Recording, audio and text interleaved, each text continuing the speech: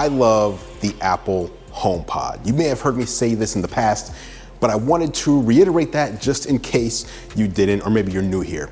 And I'm not talking about the HomePod Mini, although as you may have seen in my recent HomePod Mini review video, I do like that product as well.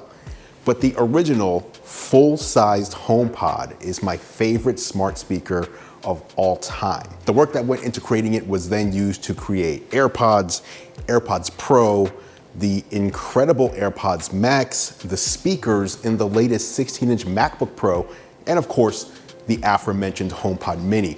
And that's why I was so disappointed when Apple announced late last week that they were discontinuing the OG HomePod in order to focus on the HomePod Mini. Now, yes, the HomePod Mini is 3 times cheaper, but it's also several times smaller and isn't as capable in a few aspects, the biggest one being sound quality. I have 3 HomePod Minis here, as well as 10 full-sized HomePods throughout my home, 6 of them in stereo pair mode, and the sound is just incredible. Hit that like button if you agree. I know I can't be the only one that feels this way, even if the product obviously didn't meet sales targets that Apple had hoped for. Oh, and by the way, I have several tech giveaways for followers over on my Amazon page. I will leave a link in the description below. Just click over and hit follow to enter. I'm giving away a ton of cool brand new tech. Okay, so where do we go from here? Should you just ignore the original HomePod, or does it make sense to pick one up on clearance if you can find them at your local Best Buy or online? And in fact, I'll leave a link in the description as well to retailers who are still offering the HomePod. Well, as you saw in the title of this video, Apple killed the HomePod, but not really, at least not yet. Let me explain. When Apple discontinues a product, it isn't just dead that day.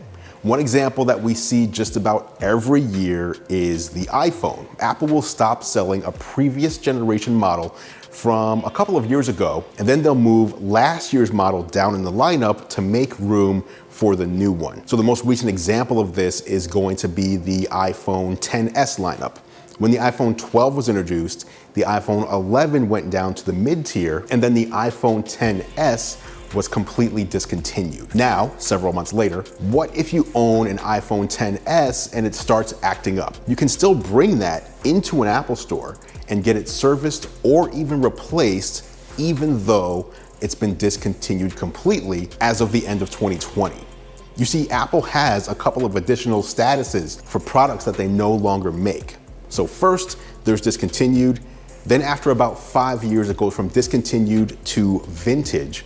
And after 7 years, it goes from vintage to obsolete. And it's at that obsolete point where a product will no longer even be serviceable by Apple under any circumstance.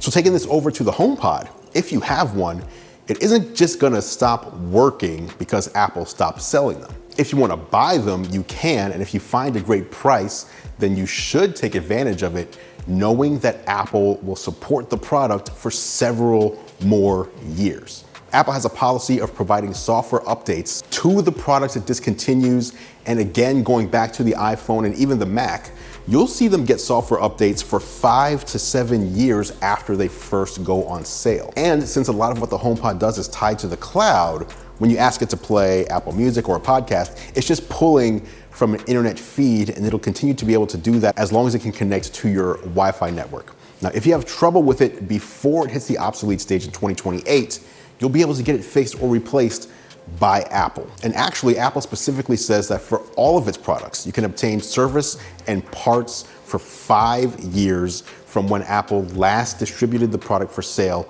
at a minimum. And in some cases where service or parts are required by law to be offered for a longer period, this can stretch the time to 7 years after its last sale. So if you pick up a HomePod today, you can feel confident that it'll be supported for years to come. That includes the free tech support for the first year, which you can extend with AppleCare if you so choose, along with software updates. Now, let me know, do you plan to pick up a HomePod now that Apple has discontinued them?